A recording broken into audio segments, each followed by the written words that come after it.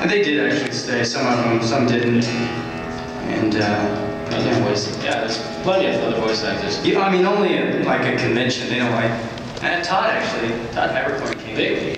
Vic actually showed up. Oh. Vic showed up in one of our Steve Bloom. Steve Bloom. Yeah. He likes us, surprisingly. What's wrong with that guy? He's too nice. All right. Describe your technique for throwing quarters at people.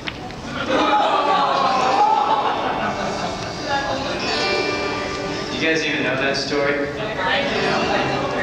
Do I have a panel where it's just me? Okay, you've heard it. Do you guys want me to tell the story? But if you go to my panel, then alright, I guess I won't say it. Okay, alright. I'll tell you the story. You already know the story, obviously, right? I want to hear the song though. In the song? How about with music? Okay. Can you give me some tune? I used to go to work and drive home to my house, and I'd leave the freeway. No, I can't do that forever. Come on, man.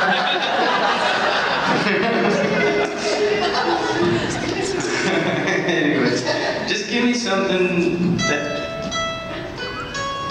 What are you doing? It's like everything. Tell every story in Coldplay. This is much better, Polo, by the way. Yeehaw!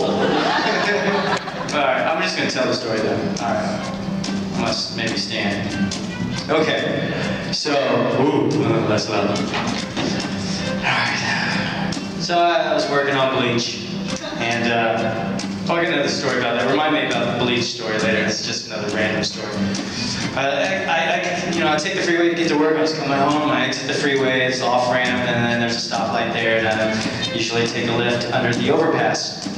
And there's always been a homeless guy there standing with a sign asking for money. And I usually just ignore him because I'm in my car, and it just seems kind of weird for me to like stop and give him money, right?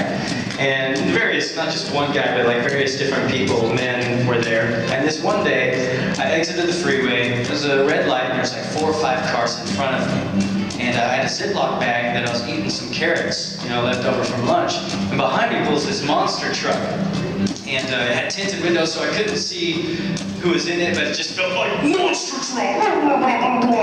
I just felt like, as soon as that turns green, I better start going, or this guy's gonna run me over, or something, right? I just felt the pressure, because I'm stupid.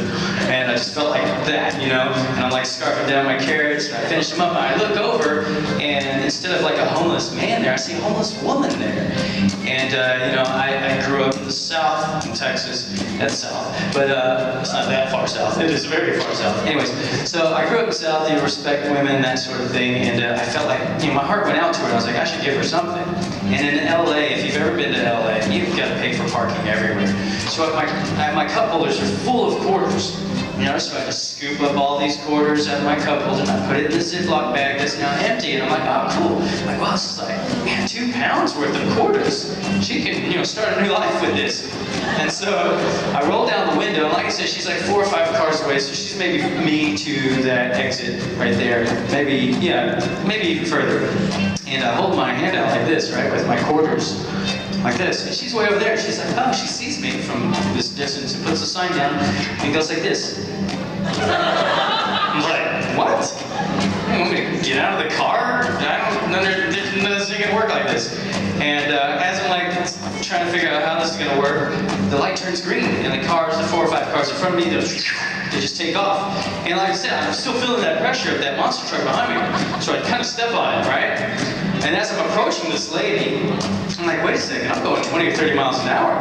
I'm like, how is this exchange gonna happen now, It's like she's not a football player. You just like, we got it, thanks, And what if she like holds on to it too long and pulls me out of the car and kills me, or I don't let go in time and drag her under my car? And so I'm like panicking. And I'm like, John, if you're a martial artist, all you need to do is focus. This time is 20, 30 miles an hour. If you just go, like that. You watch it gracefully land in her hands, right? So I'm like, okay, I'm going 20, 30 miles an hour. I'm like, okay, and now.